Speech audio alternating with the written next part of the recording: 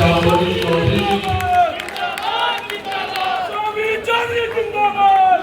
मौजूद यहाँ पर खगड़िया जो मेरे नेता मेरे पिता आदरणीय रामविलास पासवान जी की जन्मभूमि रही और हम पांचों सांसद में से जिन सांसद के हम स्वयं वोटर हैं खगड़िया से राजेश वर्मा जी स्वागत करें। मौजूद इस कार्यक्रम में लोक जनशक्ति पार्टी रामविलास से अपने संबोधन के बाद हम सबका नाम लेंगे। हमारे विभिन्न प्रकोष्ठों के राष्ट्रीय अध्यक्ष, हमारे तमाम राष्ट्रीय पदाधिकारी और देश के अलग अलग कोने से हमारे प्रदेश अध्यक्ष के नेतृत्व में आए हुए पार्टी के तमाम पदाधिकारी साथ अपने कार्यक्रम अपने संबोधन के बाद सबका एक एक कर नाम भी हम लेंगे ताकि एक बार सबका परिचय सबसे होगा। पर उससे पहले आज 13 जून 2024 का ये दिन कई संजोग देखिए कैसा हो रहा है, समय का चक्र कैसे चलता है। हमारे जमुई से सांसद अरुण गांधी जी ने जिक्र किया कि यही महीना था जब आप लोगों ने अपना समर्पण पार्टी के प्रति दिखाया था। ये महीना ही नहीं था बल्कि आज ही का दिन था। 13 जून 2021 का ही दिन था जब पार्टी ने वो एक बुरा दौर देखा। आज ही के दिन आज से 3 साल पहले शाम रात का समय था, 8 साढ़े 8 बजे का समय था, जब यहाँ पर मौजूद मेरे मीडिया के तमाम पत्रकार साथियों के माध्यम से पार्टी में एक बड़ी टूट की जानकारी हम लोगों को प्राप्त हुई। और न सिर्फ उस दिन पार्टी टूटी थी बल्कि परिवार भी टूटा था। वो दिन हम सबके लिए एक कठिन दिन था, पर न सिर्फ आप लोगों ने उस दिन ये वादा किया और पार्टी के प्रति आप लोगों ने समर्पण का विश्वास जताया, बल्कि उस दिन से लेके आज तक आप लोग पार्टी की आत्मा बनकर, पार्टी की रीढ़ बनकर, पार्टी की ताकत बनकर पार्टी को यहाँ तक पहुँचाने का आप लोगों ने काम किया। एक बार जोरदार ताली आप लोग अपने लिए लगाए।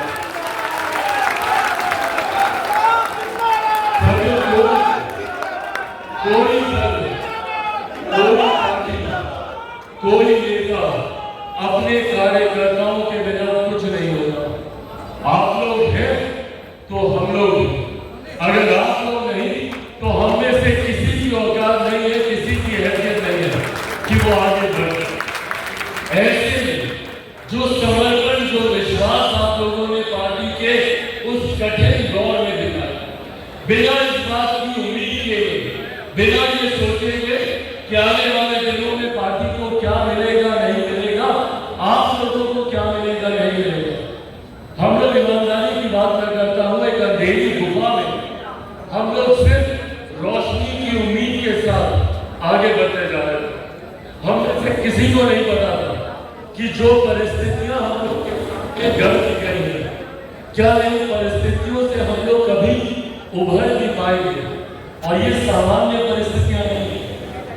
आप कल्पना जिस पार्टी से, आप कल्पना कीजिए जिस पार्टी से उस पार्टी का नाम छीन लिया जाता है, जिससे उस पार्टी का सिंबल छीन लिया जाता है, जिससे उस पार्टी का कार्यालय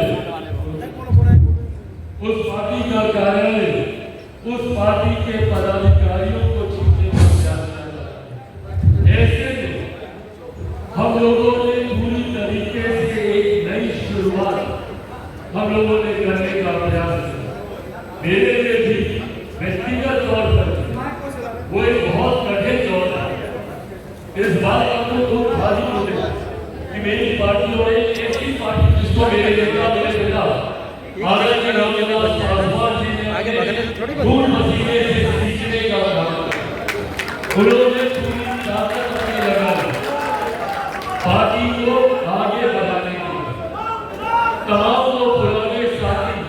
जो आज भी सदन में मौजूद है, वो लोग जानते हैं कि जब मेरे पिता आदरणीय रामविलास पासवान जी ने सन 2000 में पार्टी की शुरुआत की और लोक जनशक्ति पार्टी के नाम से, बंगला छाप के नाम से उन्होंने इस पार्टी को आगे बढ़ाने की सोच के साथ सन 2000 में इस पार्टी की नींव को रखा। उनके रहते भी पार्टी के कई उतार चढ़ाव हुए। हम लोगों ने 2004 का वो चुनाव देखा जब पार्टी ने पहली बार लोकसभा का चुनाव लड़ा और एक नई जीत हासिल की। 4 सांसद उस वक्त हम लोग के जीत कर आए, पर हम लोगों ने वो दौर भी देखा जब 2009 में पार्टी का प्रदर्शन बेहतर नहीं रह पाया। हम लोगों के सांसद उस वक्त जीत नहीं पाए, पर उस वक्त भी मेरे पिता आदरणीय रामविलास पासवान जी ने कभी हार नहीं मानी और वो उसी तरीके से संघर्ष करते रहे। अगले 5 साल उन्होंने अपने स्वास्थ्य की चिंता किए बगैर अपने आप को पार्टी के प्रति समर्पित करने का काम किया और उनकी इसी मेहनत और इसी संघर्ष का परिणाम था कि 2014 में पार्टी ने अप्रत्याशित जीत हासिल की। 7 सीटों पर हम लोगों ने चुनाव लड़ा और 6 सांसद हम लोगों के पार्टी से जीत कर और 2019 में भी हम लोगों ने इसी परिणाम को दोहराने का काम किया। 6 सीटें लड़े और 6 की 6 100% हम लोगों का प्रदर्शन, हम लोगों का स्ट्राइक रेट था 6 लड़े 6 की 6 जीते। इस बार विपरीत परिस्थितियां थी।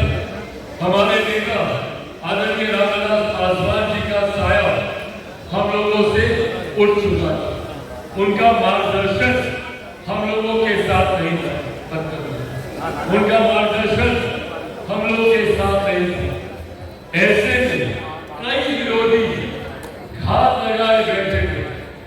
हम लोगों से एक चूक होने के इंतजार में वो लोग अपनी नजरें बनाए बैठे थे कि हम लोग एक गलती करें और वो हम लोग का गिरफ्तार आ जाए। उन लोगों ने बार-बार इस बात का भ्रम कराने का प्रयास किया कि इस बार पार्टी उस प्रदर्शन को नहीं दोहरा सकती जो हमारे नेता के नेतृत्व में होता है। उन लोगों ने पूरी ताकत झोंकी। कई अपने भी थे जिन्होंने ये भीतर घात करने का प्रयास किया। कई अपने इस मौके की तलाश में थे कि पार्टी गलती करे, परिणाम में कोई चूक हो और हम लोग इनके सर पर चढ़े।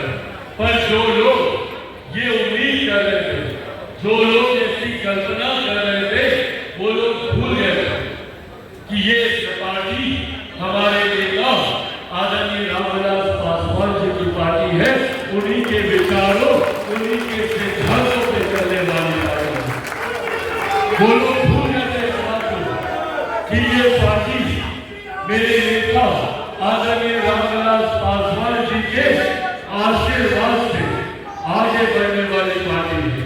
और वो लोग इस बात को भी भूल गए थे कि उनके जाने के बाद इस पार्टी का नेतृत्व उन्हीं का, उन्हीं का खून, उन्हीं के संस्कारों, उन्हीं के विचारों से सीख कर आगे बढ़ने वाला कोई और नहीं, एक देश का बेटा चिराग पासवान उसको आगे बढ़ने का काम कर रहा है। मेरे नेता ने हमेशा शेर की तरह विपरीत परिस्थितियों में बेहतर प्रदर्शन करके दिखाया। जब जब लोगों ने उनके ऊपर उंगली उठाने का काम किया, उनको नीचा दिखाने का प्रयास किया, तब तब हमारे नेता और निखर कर रहे।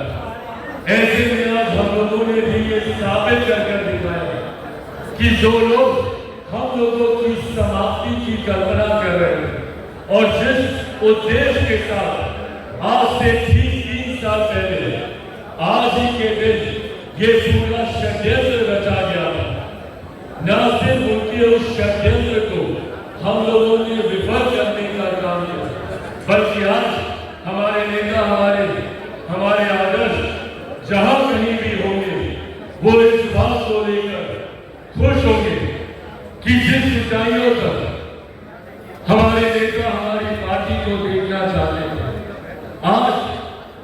ऊंचाई की पहली सीढ़ी पर मजबूती से लोकदल शक्ति पार्टी पहुंच चुकी है। न सिर्फ आज 5 सांसद हम लोग जीत कर आए हैं, बल्कि नागालैंड में पार्टी का जो प्रदर्शन रहा, आज 2 विधायक हम लोगों के नागालैंड से हैं। आज देश का कोई कोना ऐसा नहीं है जहां पर लोक जनशक्ति पार्टी रामविलास की मौजूदगी वहां पर दर्ज ना हो। लोकसभा के चुनाव में हम सबके लिए ये गर्व की बात है। हर राज्य के मुख्यमंत्री ये चाहते थे कि लोक जनशक्ति पार्टी रामविलास के नेता वहां पर उनके लिए प्रचार करने का। न सिर्फ जो लोग भी यहाँ पर कोऑर्डिनेट कर रहे हैं, मुलाजिम यहाँ पर मौजूद है, जो हमारे कार्यक्रम को देख रहे हैं, ये सब जानते हैं कि हर राज्य से, उत्तर प्रदेश से लेके, झारखंड से लेके, पंजाब से लेके, साउथ के हमारे जितने राज्य हैं, तमिलनाडु हो, केरला हो, हर एक जगह से ये बात कि हम लोगों को वहां पर प्रचार के लिए जाना चाहिए। ये न सिर्फ आपकी मेहनत है, ये न सिर्फ आपकी वजह से संभव हो, बल्कि जिस तरीके से आप लोगों ने बिना हिम्मत खोए मजबूती से अपने कार्यों पर लगे रहे, ये उसका परिणाम है कि आज देश के कोने कोने में गठबंधन हम लोगों की अहमियत को पहचानता है, हम लोगों की ताकत को पहचानता है, और उसी का परिणाम है साथियों। मैं सुना रहा हूं कि ये कोई सामान्य परिस्थिति नहीं है। आज की तारीख में और भारत की गठबंधन की राजनीति के इतिहास को टटोल कर देख लीजिए। अगर मैं कहीं गलत होगा तो मुझे बताइएगा, पर आज तक मेरी जानकारी में ऐसा कभी नहीं हुआ, और भारत की गठबंधन की राजनीति में ऐसा कभी नहीं हुआ कि किसी गठबंधन ने एक सांसद वाली पार्टी को 5 लोकसभा की सीटें लगा दी।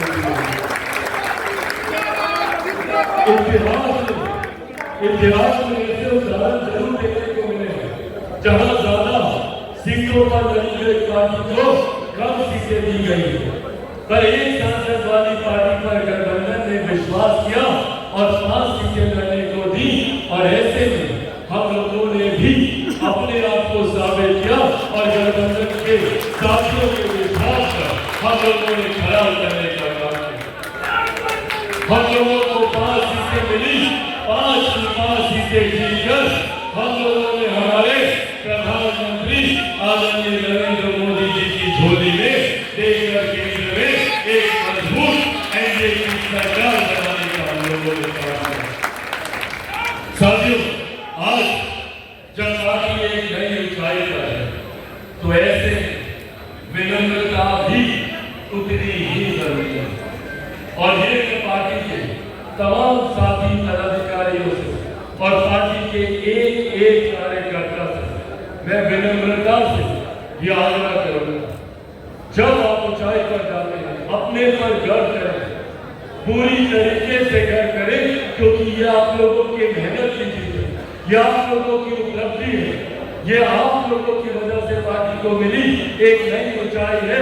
अपने पर गर्व करें, पर अहंकार कतई न करें। अहंकार ही विनाश का कारण होता है। जिन लोगों ने अहंकार किया उन लोगों का पतन हम लोगों ने देखा। मैंने कभी किसी का बुरा नहीं चाहा, ना मेरे संस्कार ऐसे हैं कि मैं कभी किसी का बुरा चाहूं। हर कोई अपने कर्म का खाता है, हर किसी का अपना नसीब होता है। हम लोगों को सिर्फ अपना कर्म करने जाना है। मैंने पार्टी की विपरीत परिस्थितियों में भी कभी किसी का अहित नहीं चाहा, कभी किसी के बुरे करने का कामना नहीं की।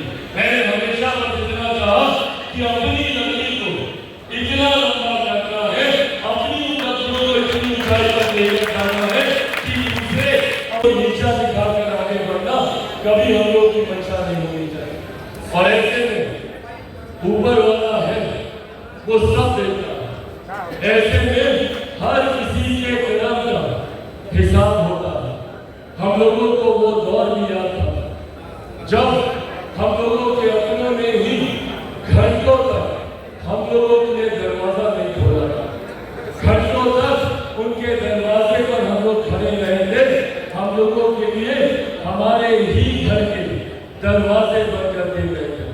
और विधि का विधान देखिए, आज आप लोगों के आशीर्वाद से चिराग पासवान उसी कुर्सी पर बैठा है जिस कुर्सी पर इन लोगों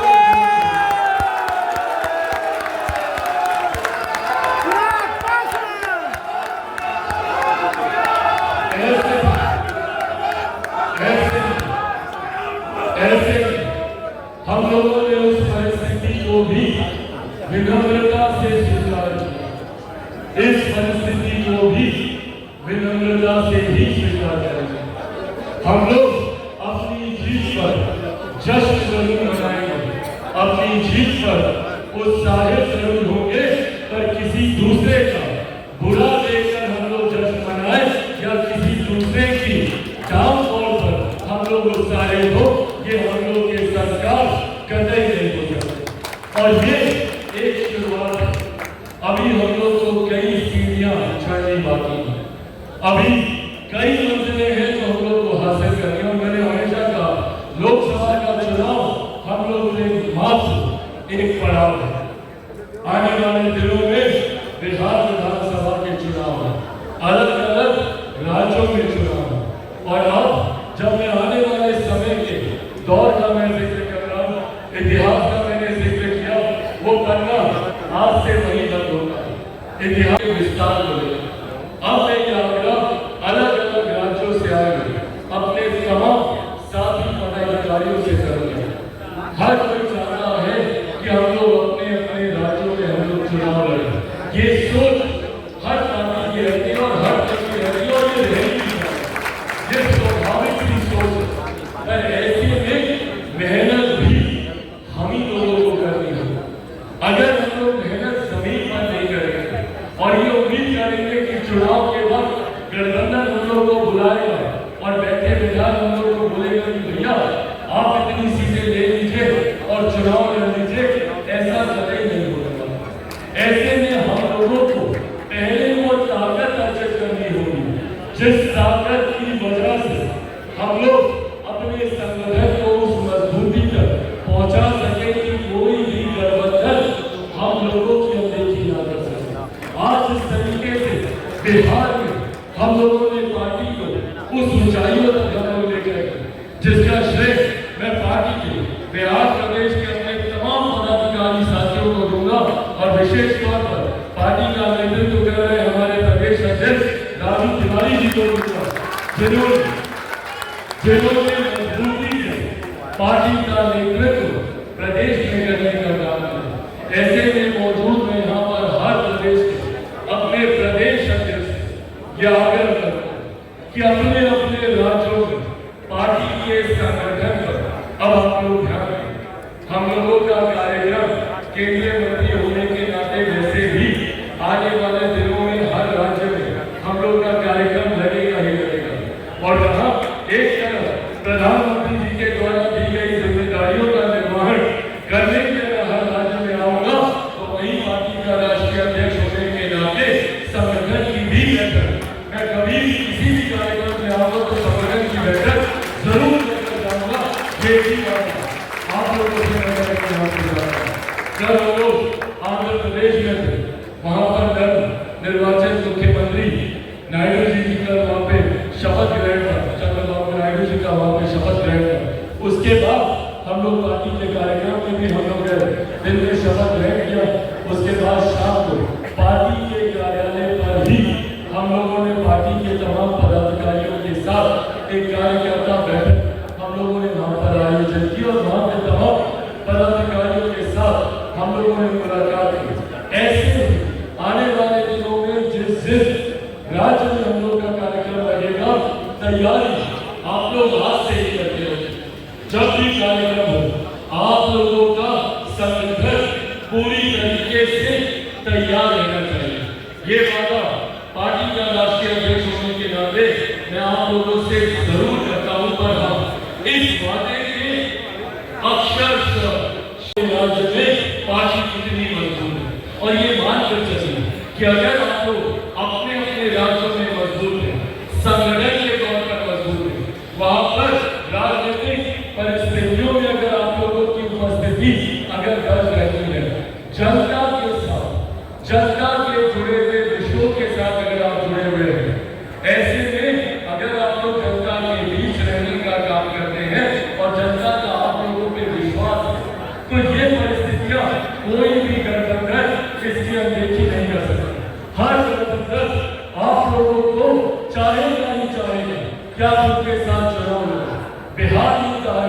हम लोग जिस तरीके से पिछले 3 सालों में लगातार निरंतर हम लोग जनता के बीच रहने का हम लोगों ने काम किया, अपने राज्य को लेकर एक सोच का हम लोगों ने निर्माण किया, जिस विजन के साथ हम लोग आगे बढ़े, बिहार फर्स्ट, बिहारी फर्स्ट की सोच के साथ हम लोगों ने आगे बढ़ने का काम बिहार में किया। ऐसे आप लोगों को भी अपने अपने राज्यों को लेकर ये विजन तैयार करना होगा, ये सोच तैयार करनी होगी कि कल को अगर आप लोग चुनाव लड़ते हैं, लोगों के बीच जाते हैं, तो उस राज्य के आप लोगों के मुद्दे क्या होंगे, आप लोगों की सोच क्या होगी, आप लोग कैसे सत्ता में आने के बाद अपने राज्य की जनता का आप लोग विकास कर सकते हैं। ये बातें जब तक जनता के बीच नहीं जाएगी, जनता आप लोगों के साथ नहीं जुड़ेगी, और अगर जनता आपके साथ नहीं जुड़ेगी तो गठबंधन कभी आप लोगों की हैसियत को नहीं पहचानेगा। इसीलिए यह आग्रह करना है कि जनता के साथ जुड़े हुए विषयों के साथ अपने आप को जोड़ने का काम करें, अपनी पार्टी की नीतियों को, उपलब्धियों को जनता तक पहुंचाने का काम करें। हम लोगों के लिए ये गर्व की बात है कि हम लोग एक ऐसे पार्टी के कार्यकर्ता है जहां हमारे नेता आदरणीय रामविलास पासवान जी का पिछले 5 दशकों का एक लंबा सक्रिय राजनीति का इतिहास है, जहां उन्होंने अलग अलग मंत्रालयों में जिम्मेदारी को निभाते हुए उन्होंने अपनी एक अलग पहचान बनाने का काम किया। बीपीसीसी की सरकार ने जब पहली बार उनको श्रम एवं कल्याण विभाग की जब उनको जिम्मेदारी मिली थी, कोई उस विभाग को नहीं जानता था, कोई नहीं जानता था कि उस विभाग में क्या कार्य हो सकते हैं। जितने पुराने साथी वाजपेयी साहब यहाँ पे मौजूद है, खालिद साहब यहाँ पे मौजूद है, पर उन्होंने ऐतिहासिक कार्य उन्होंने वहां पर करके दिखाया। आज जितने लोग पिछड़ा वर्ग की राजनीति करने का काम करते हैं, किसी ने समाज की चिंता नहीं की। पहली बार हमारे नेता ने उस विभाग की जिम्मेदारी संभाली और मंडल कमीशन को लागू करवाने का उन्होंने काम किया। ये श्रेय हमारे नेता को मिला। ये तमाम बातें जनता के बीच हम लोग को रखने की जरूरत है। दलित समाज से जुड़ने के आज हर कोई बाबा साहब का नाम लेता है, पर एक तस्वीर तक उनकी पार्लियामेंट में रही थी। मेरे तमाम में साथियों को इस बात को जानकर ताज्जुब होगा, आश्चर्य होगा, क्योंकि आज हम लोग सोच भी नहीं सकते कि जिनके बनाए गए संविधान के आधार पर भारत की संसद चलती है, 89 से पहले उनकी तस्वीर तक भारत की संसद में नहीं थी। ये तस्वीर वहां पर लगाने का काम हमारे नेता आदरणीय रामविलास पासवान जी ने किया। उनको भारत रत्न दिलवाने का काम हमारे नेता ने निकालने की जिम्मेदारी हो या दूरसंचार विभाग की जिम्मेदारी। आज ये मोबाइल हर किसी के हाथ में, ये मोबाइल घर घर तक पहुंचाने का काम हमारे नेता ने किया। और तब जब इस समय का भी फैसला लगा, कोई नहीं सोच सकता था। जब मेरे नेता ने ये ध्यान दिया कि ये कैसा दिन आएगा जब बैगन के भाव मोबाइल फोन मिलेगा, हर रिक्शा वाला, हर ठेला वाला नीचे वहां से बनाओ।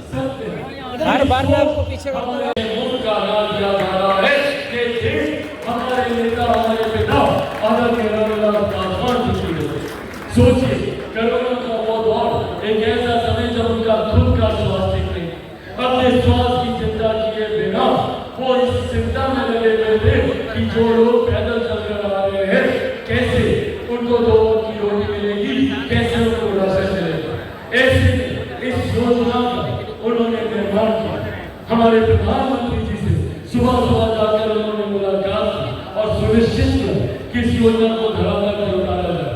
उस वक्त महामारी के समय मात्र 6 महीने में इस योजना की शुरुआत की गई और आज मेरे नेता को गए हुए लगभग 4 साल होने को आए और आज तक इस योजना को चलाया जा रहा है। और मेरे प्रधानमंत्री आदरणीय नरेंद्र मोदी जी ने चुनाव में ये घोषणा की कि अगले 5 साल तक भी इसी तरीके से ये योजना चलती रहेगी। ये देश हमारे नेता रामविलास पासवान जी, इन बातों को जनता तक लेकर जाना जरूरी है, इन बातों को जनता तक पहुंचाना जरूरी है। और जो विपक्ष ये भ्रम बनाने का काम करता है, जब चुनाव आते हैं, इन लोगों के पास वही हिसाब किताब पुराना हथियार रहता है।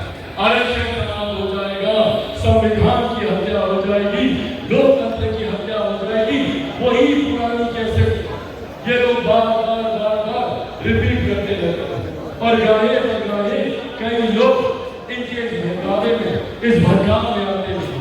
ऐसे में ये बड़ी जिम्मेदारी आप सबके ऊपर है कि अपने अपने राज्यों में जनता को ये विश्वास दिलाए कि दुनिया की कोई ताकत भारत के संविधान को नहीं बदल सकती, आरक्षण को नहीं बदल सकती। ये विश्वास आप लोगों के माध्यम से जाना चाहिए। जो लोग लोकतंत्र की हत्या की बात करते हैं कि वही लोग है ना जिन्होंने सन 75 में आपातकाल लगाने का काम किया, आपातकाल लगाकर सही मायनों में लोकतंत्र की हत्या करने का काम किया। आज ये लोग भ्रम फैलाने का काम करते हैं लोकतंत्र को लेकर।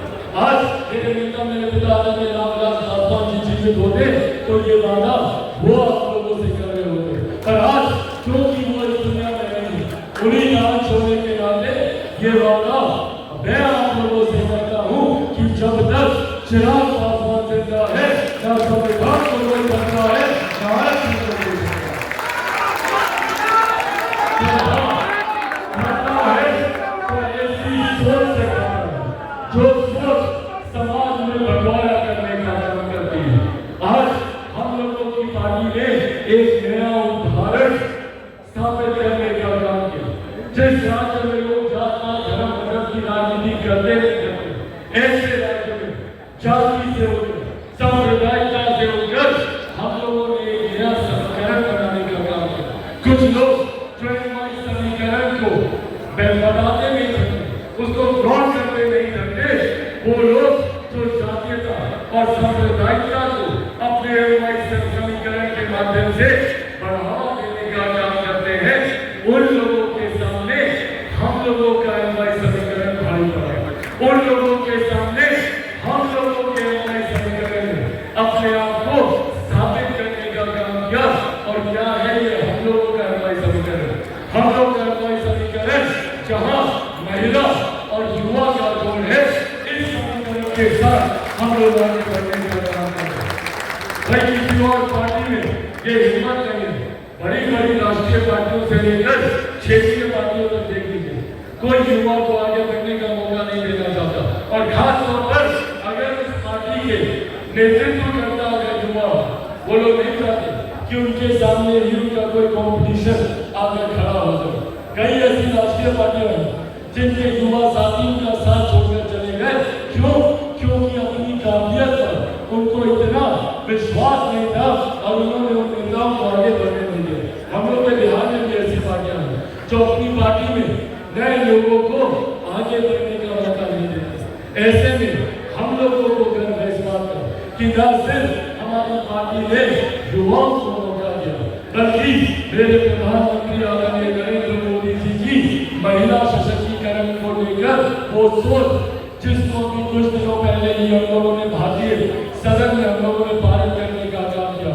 नारी शक्ति अधिनियम के तहत 33% आरक्षण हम लोगों ने आबादी को दिलाने का काम किया।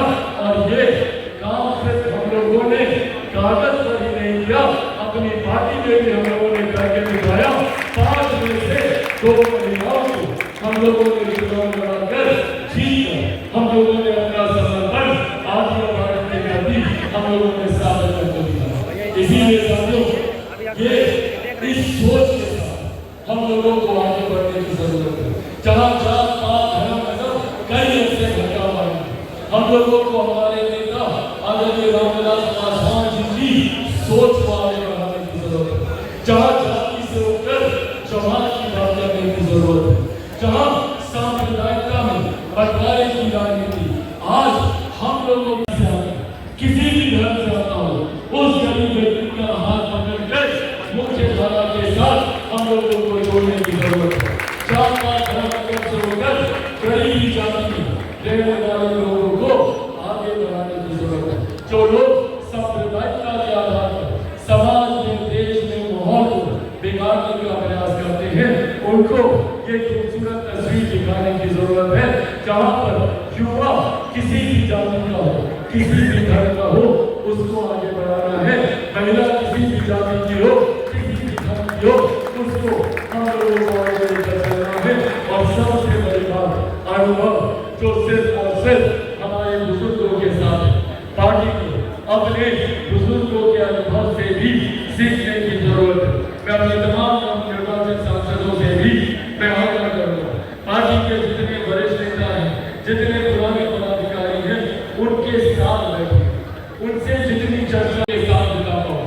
पर अब आप लोगों को भी मेरी व्यस्तता का ख्याल रखना होगा। आप नहीं रखेंगे तो और कोई मेरा ख्याल रखने के लिए नहीं है। आप ही लोग हैं मेरे साथ जाने के बाद, तो आप लोगों को भी इस बात का ख्याल रखना होगा कि जहाँ एक सांसद होने के नाते अपनी लोकसभा की जिम्मेदारी, हाजीपुर लोकसभा जो मेरे नेता मेरे पिता आदरणीय रामविलास पासवान जी की पहचान है, जिसकी वजह से देश दुनिया में उनको जाना गया, मेरे लिए बहुत बड़े सौभाग्य की बात है। क्या उसी लोकसभा का प्रतिनिधित्व करने का सौभाग्य मुझे मिला पर जो लोग हाजीपुर को जानते हैं, जो लोग हाजीपुर से वो ये भी जानते हैं, वो ये भी जानते हैं कि हाजीपुर में उन्होंने एक ऐसी लकीर खींची है जिसको बैठ जाओ आगे बैठ जाओ। ऐसे में हाजीपुर को थोड़ा सा जगह देना है। इन तमाम सांसदों से, इनकी क्षेत्र की जनता से भी वादा करके आया हूँ कि एक सांसद नहीं, दो सांसद रहेंगे। चाहे जमुई में भी मैं सांसद की भूमिका में हूँ, वैशाली में भी सांसद की भूमिका में हूँ, समस्तीपुर में भी सांसद की भूमिका में हूँ, खगड़िया में भी सांसद की भूमिका में हूँ। तो ऐसे में एक सांसद के तौर पर भी मेरी जिम्मेदारियां पड़ी हैं। आने वाले दिनों में बिहार में विधानसभा का चुनाव है, उसको लेकर भी हम लोग का ध्यान पूरी तरीके से केंद्रित है। ऐसे में पूरी प्रदेश की भी जिम्मेदारी हमारे कंधों पर है और जो नई जिम्मेदारी जो जी ने ये बातें आज खुलकर आप लोगों के साथ साझा भी करता हूँ कि जिस दिन विभाग का बंटवारा हुआ तो उस दिन मेरे प्रधानमंत्री जी ने मुझे अलग से बोला, इन बातों को भी कहा कि एक महत्वपूर्ण विभाग है जिसकी संभावनाएं अलग है। ऐसे में उनको इस बात की चिंता थी कि इससे पूर्व जो जिम्मेदारी अलग अलग मंत्रियों को की गई, अभी वो समीक्षा में पूरा नहीं करते। ऐसे में ये बड़ी जिम्मेदारी के तौर पर प्रधानमंत्री जी ने मुझ पर विश्वास करकर फूड प्रोसेसिंग विभाग की जो जिम्मेदारी मेरे कंधों पर दी है, आने वाले दिनों में उसको भी पूरा करना है। और ये एक ऐसा विभाग है जहाँ पे रोजगार से जुड़ी हुई कई संभावनाएं हैं। अपने क्षेत्र में किसानों को मुख्य धारा के साथ जोड़ने को लेकर इसमें अलग संभावनाएं हैं, उद्योग लगाने को लेकर इसमें अलग संभावनाएं हैं। तो ऐसे एक मंत्री के नाते वो जिम्मेदारी भी मेरे कंधों पर है और मेरे लिए सबसे बड़ी जिम्मेदारी पार्टी का राष्ट्रीय अध्यक्ष होने के नाते देश भर में पार्टी का विस्तार कैसे हो, अलग अलग राज्यों में हम लोग के कार्यक्रम कैसे लगे, ये भी एक महत्वपूर्ण जिम्मेदारी मेरे कंधों पर है। ऐसे में पूरा प्रयास करूंगा कि ज्यादा से ज्यादा समय आप लोगों को दे पाऊं, पर अगर व्यस्तता की वजह से ये संभव नहीं हो तो कई माध्यम आप लोगों के पास आपने से अधिकांश लोग मुझसे डायरेक्टली मेरे व्हाट्सएप में भी जुड़े हुए हैं, उसके माध्यम से मुझे मैसेज करके मेरे कार्यालय में अपनी बातों को लिखवा कर तमाम सांसदों के माध्यम से अपना संदेश पुस्तक पहुँचाकर और संगठन से जुड़ी हुई कोई भी चिंता, कोई भी बात जनाब अब्दुल खालिक साहब यहाँ पर मौजूद हैं, उनके माध्यम से और वाजपेयी साहब के माध्यम से, हमारे तमाम राष्ट्रीय उपाध्यक्षों के माध्यम से रविशंकर पंडित समाज हम लोग के साथ नहीं जुड़ेगा। ये सोच हमारे नेता आदरणीय रामविलास पासवान की थी और ये धर्मनिरपेक्षता, सेक्युलरिज्म उन्होंने सिर्फ कहने के नहीं किया, उन्होंने अपने आचरण में भी इस बात को हमेशा करके दिखाने का काम किया। ऐसे में आने वाले दिनों में आसिफ की जिम्मेदारी और ज्यादा बढ़ती है। समाज का विश्वास हमेशा लोक जनशक्ति पार्टी रामविलास के साथ रहा है, आने वाले दिनों में ये और मजबूत हो। और जब मैं माइनॉरिटीज की बात करता हूँ, संस्कृतियों में सिर्फ मुसलमान ही नहीं, अलग अलग समाज से, सिख समाज के हो, जैन समाज के हो, बौद्ध समाज के हो, ईसाई समाज के हो, हर समाज जो अल्पसंख्यक है वो ज्यादा से ज्यादा हम लोगों की सोच के साथ जुड़ने के लिए अपने आप को सहज मानते हैं। ऐसे में हम लोगों का भी एक एक्स्ट्रा प्रयास होना चाहिए उन तक पहुंचने का, उनको पार्टी के साथ जोड़ने का।